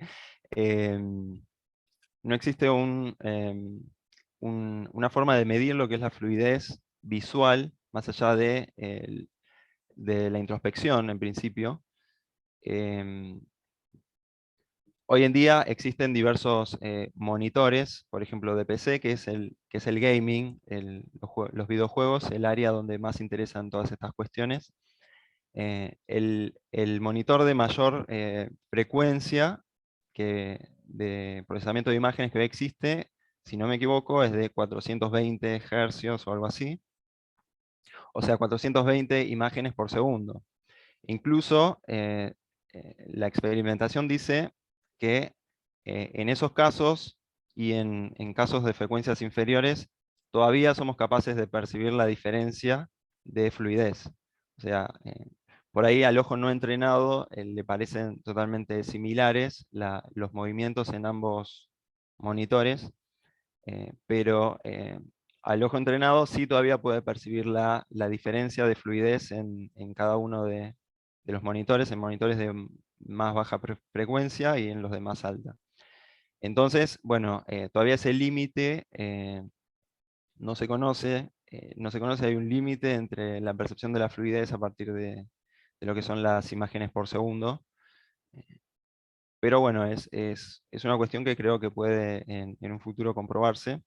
Y bueno, pensar si hay un límite y pensarlo siempre en términos de esta perspectiva que yo propuse, que es funcional evolutiva, es decir, cuanto mayor cantidad de imágenes procesemos por segundo, mayor cantidad de energía se necesita, haciendo la analogía con las computadoras, ¿no? Cuanto mayor cantidad de imágenes por segundo presenta una computadora, necesita mucha más energía eléctrica, exponencialmente. Así que bueno, eso es una cuestión también a pensar. Y si se transforma o no nuestra visión a partir de este visionado, también creo que es un buen campo a investigar también. Del que no estoy al tanto, pero creo que sería una posibilidad, sí. Bueno, perfecto, muchas gracias. No, También Juan Camilo Rodríguez escribe: buenos días, quisiera preguntar, en el nivel del ver, ¿en qué lugar están las emociones desde lo que dicen estas posturas que presentás? ¿Considerás que es importante tenerlo en cuenta o el análisis amerita la abstracción de este ámbito? Gracias y felicitaciones por el evento, he estado muy atento. bien, gracias, Juan. En principio, las teorías de los datos de los sentidos y el representacionalismo por ahí más. Los teóricos de los datos de los sentidos son menos en general porque la teoría suele considerarse obsoleta, ¿no? Por eso traté de revivirla un poco con estos casos. Pero en general no se consideran las emociones, ya que el procesamiento en este caso es de información que proviene directamente de la retina y que se dirige hacia ese núcleo geniculado en el cerebro, que es el que procesa los datos visuales. En ese sentido, no habría ahí una relación directa con las emociones. Así que no, en general no, en esta corriente no se consideran las emociones. Pero bueno, creo que sí, que podría suceder, ya que, bueno, por ejemplo, hay casos, por ejemplo, las neurosis en las que se produce una ceguera en general, las personas dejan de ver y en esos casos sí las emociones tienen una incidencia directa, así que seguramente habría que pensar esa relación también con respecto a la visión. Bueno, muchas gracias, Bien. Mauro, por responder todas las preguntas. Acá Silvana comenta: estaba pensando en la condición sinestésica en relación a la actinetopsia y cómo estas patologías o condiciones pueden hacernos volver hacia pensar los sentidos como una unidad. Bueno, nuevamente gracias por la exposición, Mauro. Ahora pasamos a Mariana Domínguez, nuestra tercera expositora. Muchas gracias, Mariana. El título de su ponencia es ¿Una imagen puede más que 1000 palabras? Te doy la palabra, Mariana. Bueno, buenos días. Antes de comenzar, quería aclarar que cuando solicitan la referencia institucional, yo en lugar de poner que estoy formada en el Joaquín B. González en Ciencia de la Educación y en la Universidad Kennedy como licenciada en Psicología, puse la referencia de las instituciones en las que trabajo, donde hay un mix ahí de intervenciones. Bueno, aclarado esto, voy a pasar a leer. Esto es el trabajo final que tuvimos en el curso que tuve el honor de compartir acá con Sol, con Aldana y con el comité organizador de las jornadas sobre filosofía de la imagen. Mariana, disculpa que te interrumpo un segundito. ¿Querés que comparta la imagen ahora mientras? ¿Querés compartirla? Sí, me parece que está bien. Yo quiero aclarar que, bueno, soy psicóloga, docente, soy escritora, poeta, artista, cantante y demás. Y una de las líneas poéticas que trabajo es precisamente, me voy dando cuenta a partir del curso que hice de filosofía de la imagen, desentramar los sentidos comunes cristalizados en las imágenes que operan, digamos, ¿no?, de los medios de comunicación. Así que me parece buenísimo. Cuando escribo poesía política, lo hago a partir del impacto que me produce la imagen y escribo poesía, pero me doy cuenta que voy desentramando los núcleos de sentido que tratan de cristalizar ahí. Así que te agradezco compartir la imagen. Bueno, es una imagen que hemos visto todos, ¿cierto? Por la abundancia de réplicas que hubo en los medios de comunicación. Bueno, empiezo entonces. Los siglos XIX y XX se caracterizaron por el surgimiento y masificación de la imagen técnica. A diferencia de la pintura, la fotografía desplaza la producción de imágenes desde aquel misterioso encuentro entre la mano del artista y su facultad de imaginación hacia la caja negra del aparato. Flusser, 2015. El cine, la televisión, el video y la imagen digital prolongan y expanden este fenómeno de imágenes producidas por máquinas, gatillando profundas transformaciones no sobre el estatuto político de la imagen en la era de la visión artificial, solo en nuestra relación con la imagen, sino también en su conceptualización. El objetivo de este artículo es explorar el estatuto político de la imagen en este nuevo contexto en el cual una gran parte de las imágenes son producidas por máquinas para máquinas. La hipótesis que quiero poner a prueba, bien, es que precisamente la posibilidad de realizar esta distinción entre una imagen policial y una imagen política es la que entra en crisis en la era de la visión artificial. Es justamente la no coincidencia entre la imagen policial y la política la que transforma la representación en un territorio de disputa política. La política querrá interrumpir ese vínculo, haciendo visible el carácter histórico y social de toda mediación. Ahora bien, en la era de la visión artificial, la representación visual ya no pertenecería a un régimen de la imagen, sino a una era de la visualidad, en la cual rige la eficiencia operativa de sus procesos. Debray, 1994, Farocchi, Dana, 1999. Esto implicaría que, en el contexto de la visión artificial, la ambivalencia de la imagen en tanto representación está siendo reemplazada por un nuevo tipo de mediación: la performatividad de la imagen en tanto información. Plagen, 2016. Las imágenes empiezan a intervenir en la vida cotidiana ya no a través de la representación y la mediación, sino a través de operaciones, activaciones y ejecuciones. Las categorías para comprender el estatuto político de la imagen requieren de una urgente actualización. Siguiendo el argumento de Plagen, la hipótesis que propongo es la siguiente: mientras el estatuto político de la imagen visible, humana, depende de su carácter intrínsecamente ambivalente y flexible, la dimensión política de la imagen, invisible, no humana, requiere de un nuevo marco teórico capaz de pensar más allá de la representación y la significación. Para ello es necesario pensar la imagen en tanto información, es decir, no desde la perspectiva de lo que significa semánticamente, sino desde la perspectiva de la zona operacional en la cual produce una determinada transformación energética.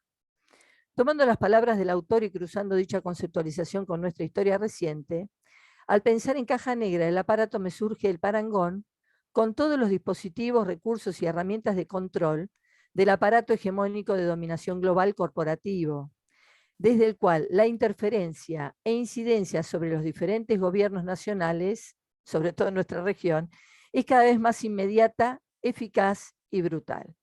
Los acontecimientos que atraviesan nuestra región en este contexto económico, socio, histórico, político y cultural, en ese orden, ameritan una nueva cosmovisión en clave de una nueva perspectiva del estatuto político de la imagen, ya que es uno de los anclajes fundamentales del diseño de lo que podemos denominar en nuestra región lawfare. La no coincidencia entre imagen policial e imagen política deriva precisamente en la posibilidad de convertir la imagen en sí misma como territorio de disputa política, direccionando su sentido e interpretación, en nuestro país con fines electorales, desde el poder del monopolio mediático imperante que intenta debilitar sistemática y permanentemente a las instituciones de la democracia.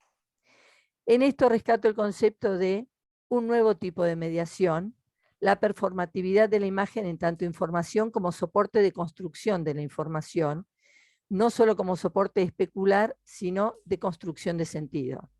Tomando a Plagen, las imágenes empiezan a intervenir en la vida cotidiana, entonces ya no a través de la representación y la mediación, sino a través de operaciones, activaciones y ejecuciones. Una de las mejores definiciones del lawfare, a mi entender, que da cuenta del nivel de complejidad que implica la trama del mismo. Desde la propuesta de Celis Bueno se requiere de un nuevo marco teórico capaz de pensar más allá de la representación y la significación. Para ello es necesario pensar la imagen en tanto información, es decir, no desde la perspectiva semántica, sino desde la perspectiva de la zona operacional, en la cual produce una determinada transformación energética. Me resuena. Fenómeno de imágenes producidas por máquinas gatillando profundas transformaciones. Es de conocimiento público el arsenal periodístico lanzado contra el Poder Ejecutivo Nacional desde la utilización de una imagen de cumpleaños, del cumpleaños de su compañera en contexto de pandemia. Antes de leer la poesía, y ahí te pido de vuelta Aldana, compartir la imagen, pensaba en esto que había traído Mauro, perdón, el compañero anterior, Mateo, me confundí yo con los nombres, bueno, respecto del ver y el mirar, y respecto del neocognitivismo. Hay 3 leyes, no sé si las conocen, desde el conductismo, que regulan el aceitamiento, digamos, entre el paradigma, ¿no? Entre el estímulo y la respuesta. Según donde nos ubiquemos, en qué escuela de conductismo nos ubiquemos, hacemos hincapié en el estímulo, en la respuesta, con recompensas y castigos, por ejemplo, en el estímulo desde las teorías de la motivación, o en el conexionismo, ¿no? Esto que ensamblaría y terminaría de conectar desde lo neurofisiológico el estímulo con la respuesta. Las 3 leyes que regulan este comportamiento son la ley de ejercitación, la ley de repetición y la ley de frecuencia. La ley de ejercitación dice que cuanto más veces se produce un estímulo, más posibilidades hay de obtener la respuesta esperada. La ley de repetición dice que cuanto más veces se produce un estímulo de manera idéntica, más posible es lograr la respuesta esperada. Y la ley de frecuencia establece que cuanto más veces se repite un estímulo de manera idéntica, en una frecuencia breve, o sea, en periodos limitados de tiempo, abreviados, no limitados, abreviados, más posibilidades hay de obtener el efecto deseado. ¿Y por qué traigo este marco teórico, que no estaba acá en el trabajo? Es porque cuando digo que se está operando de los medios de comunicación 24/7, digo, se pasa una imagen, se pasa de manera sistemática y se pasa de manera sistemática en breves periodos de tiempo. Y no sé si quienes estamos acá ahora vamos a estar al tanto de lo que se da en llamar el nado sincronizado, cuando Vamos cambiando de radios, vamos cambiando de canales de televisión, de medios de comunicación, que pueden ser también desde la compu, y vemos siempre la misma información. O sea, salen con esto y en todos los lugares vamos a encontrar esto, digo, ¿no? Al punto que a veces la gente dice, sí, no, yo ya lo vi, eso, apagué la tele porque están todo el día con lo mismo. La poesía se llama desajustada postal. Si una foto de cumple alcanza para borrar 4 años de gestión, desde el horror, la desidia, el abandono, el cinismo, la agresión, la omisión, las promesas incumplidas, la desazón y la desilusión, entonces, queridos míos, no tendremos salvación. Si en verdad son tan severos desde la actual oposición, con la ley y su omisión, ¿habrán de renunciar a sus fueros cuando llegue la ocasión o de eso no se habla? No hay que enojar al patrón. Cualquier tropelía es buena si se oculta la ocasión. La cuestión es el blindaje, filtrar bien la información. En esa foto de cumple no hay acto de corrupción, de hostigamiento, de escuchas, de despidos indebidos, de expulsión, persecución. Es una foto de cumple, no se oculta la ocasión. Tampoco un cumple ostentoso, como celebran algunos en la misma situación. Ostentando, ostentando, ostentando sin pudor. Ostentando y anunciando por tele su rebelión. Ostentando sin pudor su impunidad, su intención de ir educando al pueblo a resistir en su misión. Siempre borran la memoria, al menos esa es su intención. Nunca pierden la ocasión. El secreto tan guardado es el de la saturación. Te machacan hasta que entra el notición. Y así nos marcan la agenda, agarroneando el aluvión. Nos distraen. Y en el intento de desviar la atención aprovechan y acomodan sus soldados. Sí, señor. Delito es contrabandear armas, estafar a la nación, aprovecharse del pueblo sentenciando su destino, su futuro, su fulgor, con una deuda impagable que, según los entendidos, parece que se voló, o más bien que se fugó. Tenemos un presidente que es humano e imperfecto y que esta vez le pifió, pero salió a disculparse, parece que no alcanzó. Lo que quieren que se humille, se arrodilla ante el patrón.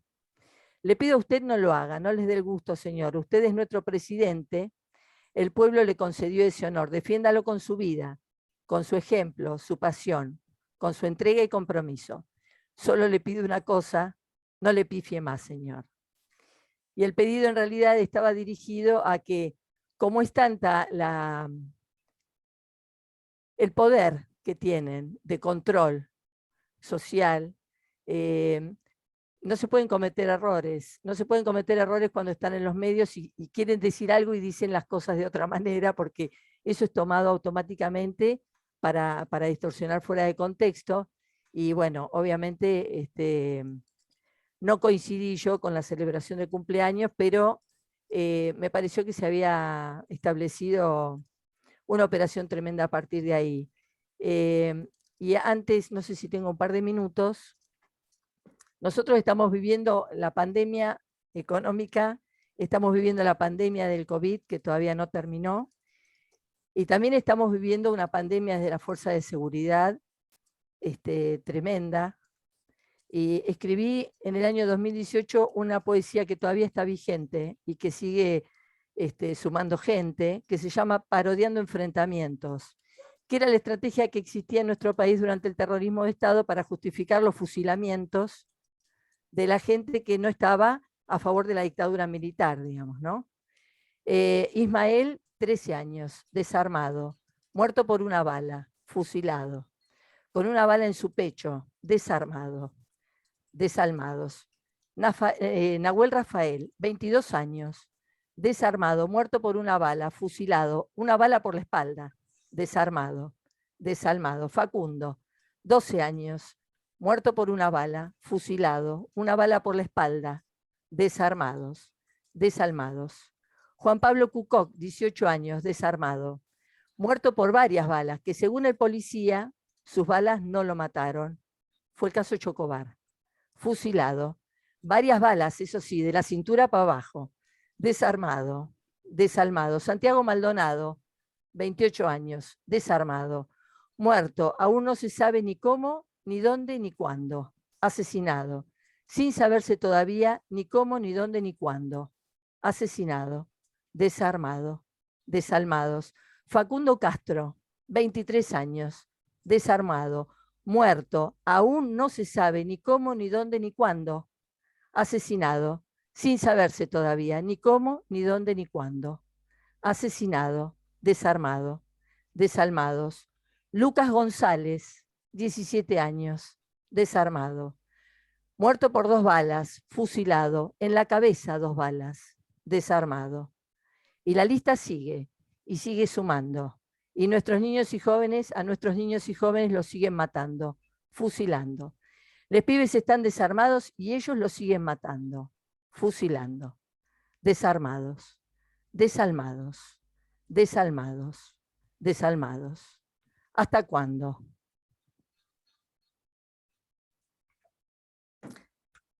Bueno, lo traje porque en los medios de comunicación, cada vez que aparecen estos casos, aparecen parodiando un enfrentamiento armado, les ponen armas, intentan.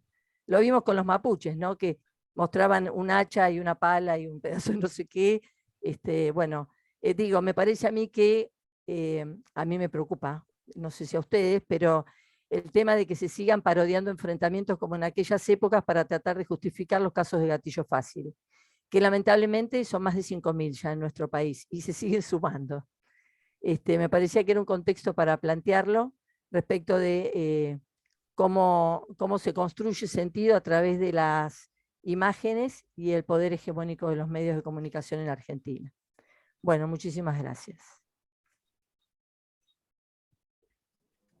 Bueno, muchísimas gracias, Mariana, por tus palabras y por tu sensibilidad a la hora de escribir y de hablarnos a nosotros y a nosotras. Y bueno, creo que en tus poemas se ve esta fuerza performática de la imagen, de cómo genera algo que nos hace sensibilizar, que nos hace vivir, que nos hace pensar en todas las problemáticas y las cosas que vos traes acá junto a nosotros. Así que bueno, muchísimas gracias. Bueno. No sé si quieren hacer preguntas. Sí. Acá Aldana escribió en el chat, me parece que lo interesante del trabajo de campo de Mariana es que ayuda a repensar la relación entre imagen y palabra dentro del ámbito político. ¿En dónde reside la performatividad de la imagen? Pregunta Aldana.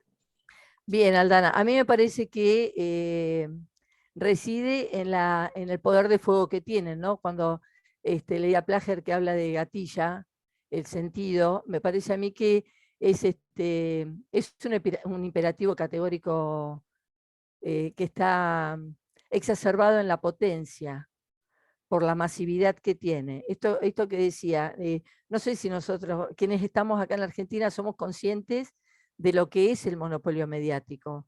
Creo que sí, que lo teorizamos, pero el nivel de penetración que tiene, ¿no? Porque recuerdo una compañera, cuando vos decís performatividad de la imagen, yo trabajo en un centro de formación integral en Vicente López, y durante el gobierno interior, en el centro de formación integral yo trabajo con jóvenes y adolescentes con discapacidad, con todo tipo de discapacidades. Por eso me impactaba también el trabajo acerca de la afectación en lo visual.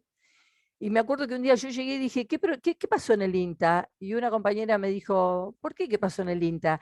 El INTA es un espacio donde iban nuestros jóvenes, nuestras jóvenes a capacitarse para lo que era bromatología, producción de alimentos y demás. Y dije, bueno, porque está todo militarizado. Pero no, me dijeron, ¿qué estás diciendo? Y digo, no sé qué es lo que pasó, pero hay gente con un file parada en la puerta del INTA, no dejan entrar a la gente a laburar. Y una compañera me dijo, ay, Mariana, vos porque sos kirchnerista. Le dije, no. Pero me dice, si hubiera habido algún problema, yo me hubiera enterado, porque yo miro todos los noticieros. Y entonces yo lo único que atiné a hacer en ese momento fue agarrar el celular y poner conflicto INTA, cliquear en Google y que apareciera la imagen de un milico que estaba con un fal cruzado en la puerta de la entrada del INTA. O sea, no daba más la palabra para convencerla de que miraba todos los noticieros, pero todos los noticieros que tenían la misma lógica y que estaban financiados por, digamos, por la misma corporación. Entonces, claro, cuando vio la imagen, se agarró la cabeza y dijo, uy, pero es un desastre esto. Le dije, bueno, pero vos no te enojes conmigo que te lo cuento. Vos, además de mirar todos los noticieros que mirás, googleá, buscá información en otros medios alternativos. Entonces me parece a mí que la performatividad está anclada en esta capacidad de réplica, digamos, ¿no? El poder de instalar ese núcleo de sentido cristalizado que pone en duda un hecho que vos estás mostrando. Pero bueno, pero pasaba esto, por eso ahí yo tomé real dimensión de lo que es el monopolio, porque esta compañera, digamos, en la dialéctica, en la confrontación, lo que ella me traía, y yo miro muchos noticieros, ¿no? Bueno, y ahí lo que yo le planteé fue, bueno, vos mirás muchos noticieros, fíjate que siempre está el mismo camarógrafo y el mismo micrófono con el mismo logo. Y fíjate, ¿no?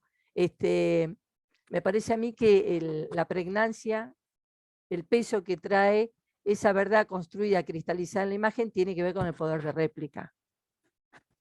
No sé si te respondí, Aldana.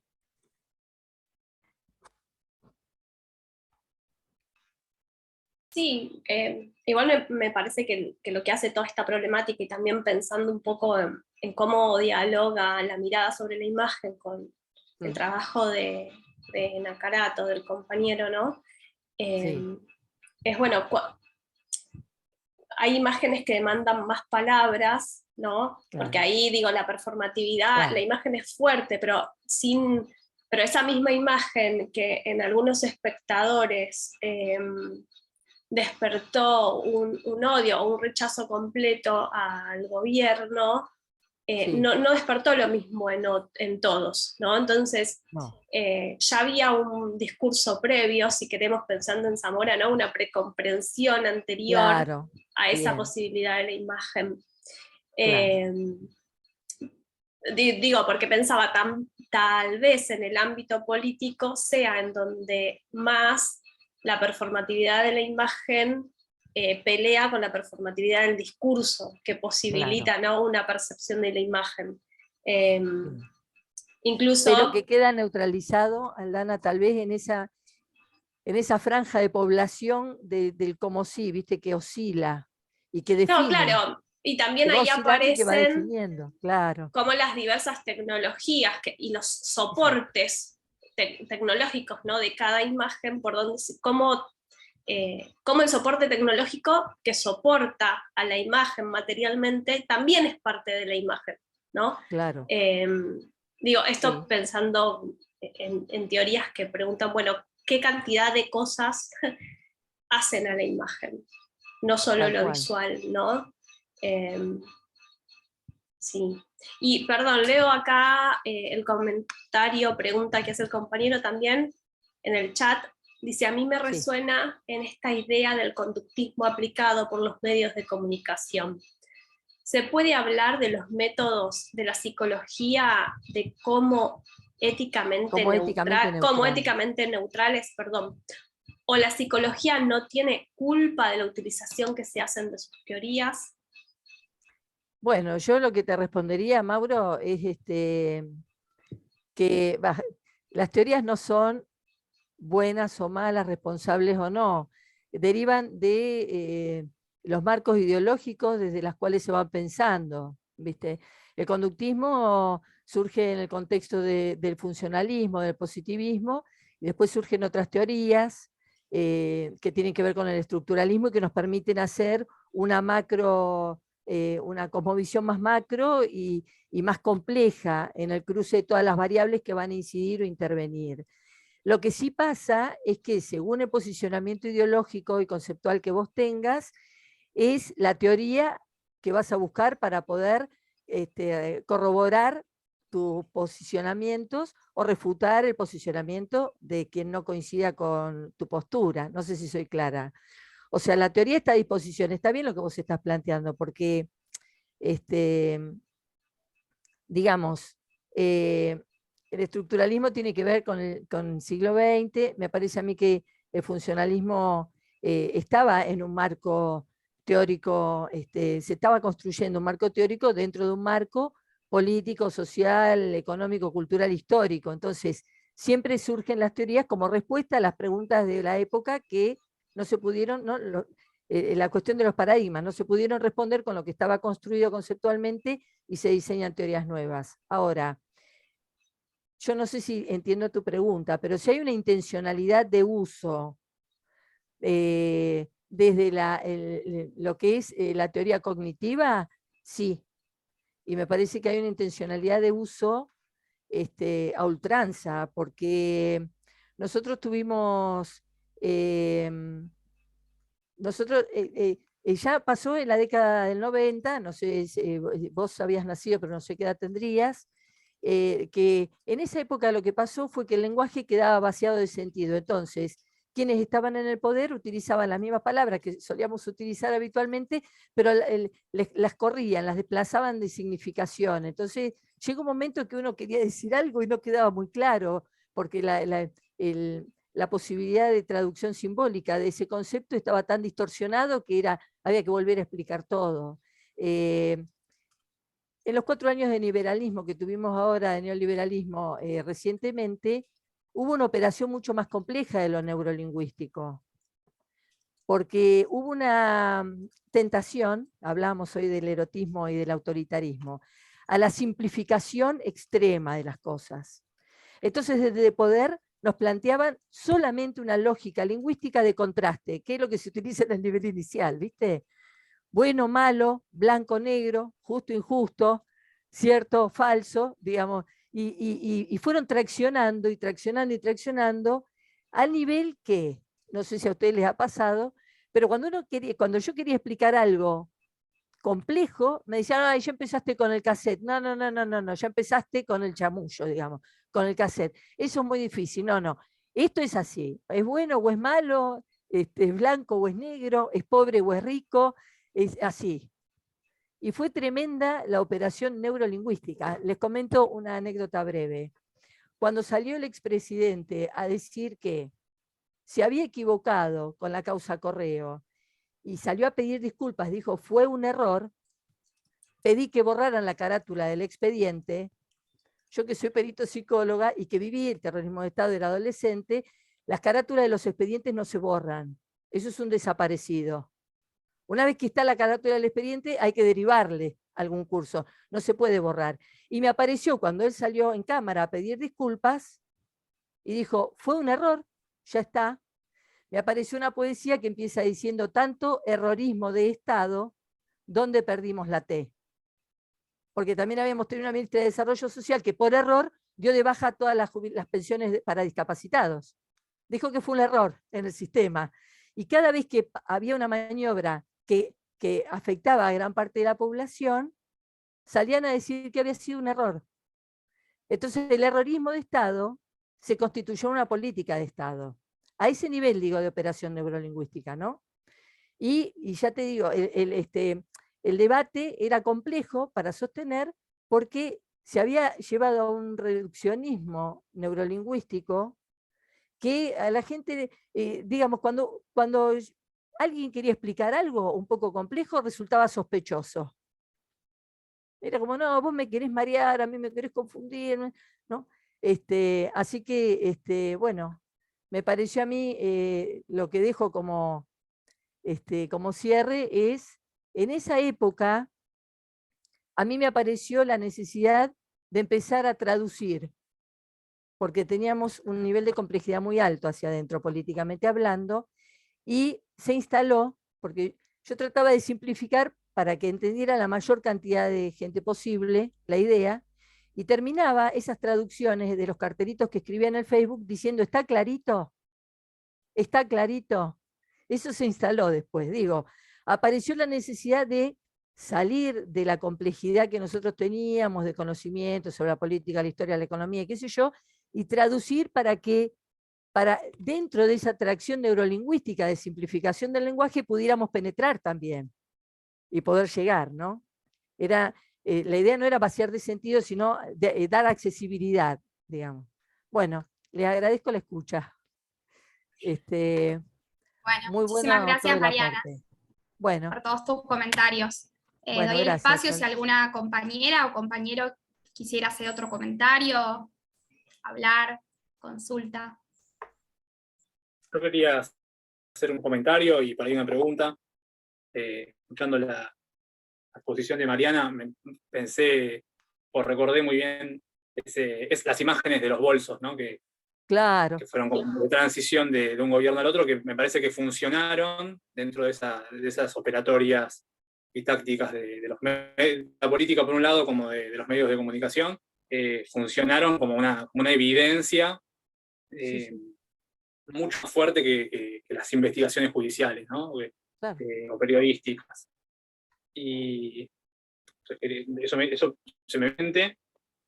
Y por otro lado, por ahí una pregunta abierta, que es si hay también en las imágenes también una posibilidad de contrarrestar este tipo de operatorias, o de hacer si tienen alguna potencia en función de establecer una resistencia frente también a esa manipulación tan viciada, ¿no? Que tienen por parte de los grandes medios. Entiendo igual que justamente la fuerza de ellos es la repetición y ese tipo de divulgación viral de ciertas imágenes, ¿no? Que por ahí no es que uno tranquilamente le pone otra imagen y esa imagen va a circular tanto como la que Está los muy bueno lo canales que y los estás medios hacen circular. Claro, está muy bueno lo que traes, Lautaro, porque me parece que la posibilidad de penetrar, nuestra, digamos, es tomar la imagen, no confrontarla con otra imagen, porque la capacidad de réplica que tenemos es muy reducida. Tomar la imagen y desde la imagen romper los núcleos de sentido común. Esto que digo, me mostrás un mapuche y me decís que lo fusilaste porque estaba armado y me mostrás una foto, mira, estas son las armas mapuches, decía Patricia Bullrich. Era un palo roto, un hacha cortada, una pala que le faltaba el mango, o sea, che, ¿de verdad te parece que o sea, porque era tan perversa la réplica, era como imaginarse la colonización española con los fusiles y los indios con la flecha, digamos, a ese nivel de perversión. ¿Te parece que de verdad Nahuel puede haber puesto en riesgo la vida de alguno de los policías que entraron ahí? Me parece a mí que, pero yo lo hago clínicamente, ¿viste? Clínicamente, desde el psicoanálisis, vos entrás en el código que trae el paciente, en el código neurolingüístico, en la manera que tiene de construir su universo, y desde ahí haces la intervención. Desde la psicología cognitiva te dicen, no, ya escuché lo que dijiste, tenés problema con tu jefe. ¿Sabés qué? Ahora cuando vas al trabajo, hace esto y esto. Cuando te levantás a la mañana, poné el cartelito que está todo fantástico. Cuando vos, en positivo, ¿viste? Bueno, por eso digo que no es solo la teoría, la buena o la mala, sino el uso que se haga. Y el uso tiene que ver con el posicionamiento ideológico. Soy una optimista utópica, ustedes me disculpan. Por eso sigo escribiendo. Muchas gracias, Mariana. De nada, tesoro. Bueno, una cosita parece que me fascina, perdón, que me fascina cómo, pareciendo que hubo ponencias como tan distintas, Se cruzan. sí, se cruzan, porque es increíble cómo lo que trajo Mauro, ¿no? Nakarato nos ayuda a pensar también el estatus ontológico de esas imágenes de las cuales estamos hablando, ¿no? Porque también la velocidad y la posibilidad de repetición de estas imágenes aparecen como elementos centrales, tanto en la ponencia mariana como para poder distinguir entre la ilusión del movimiento y el movimiento, ¿no? En la ponencia de Mauro. Y también lo pensaba en la reflexión de Lautaro trayendo a Foucault, ¿no? Porque como esas imágenes también, y después pienso en toda una cantidad de películas que vinieron después, en donde hay escenas sexuales bastante perversas, pero súper erotizadas, y cómo han marcado esas películas conductas sexuales de época, ¿no? Claro. Entonces, como la repetición y la velocidad de una imagen, sea estática o transformada en imagen-movimiento, no sé cómo sería si nos pero está genera, buenísimo lo que traes. nos genera simbología Claro. o nos condiciona nuestra percepción, ¿no? Me quedé con los Inclusive, sensa data, Mauro. Genial, porque vos decís condiciona la percepción.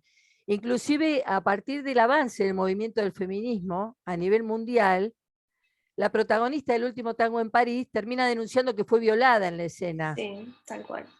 O sea, Sí. ahora, a la luz del feminismo, se puede empoderar y decir, no, pero yo la pasé mal porque a mí me violaron en esa escena. O sea, es Sí, muy y realista ahí porque también es realista la escena. sí. Digamos. Es muy interesante ver el trabajo que hacen las artistas de Guerrilla Girl, ¿no? Claro. Que analizan la presencia de las mujeres desnudas en los cuadros y en la historia del arte.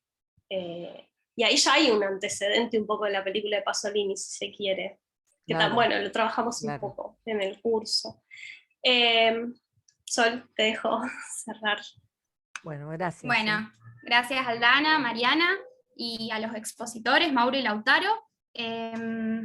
Nos vemos en el próximo bloque y bueno, muchísimas gracias nuevamente por estar y a todos los que oyeron. Nos vemos. Gracias a todos. Gracias. Y todas. Hasta luego.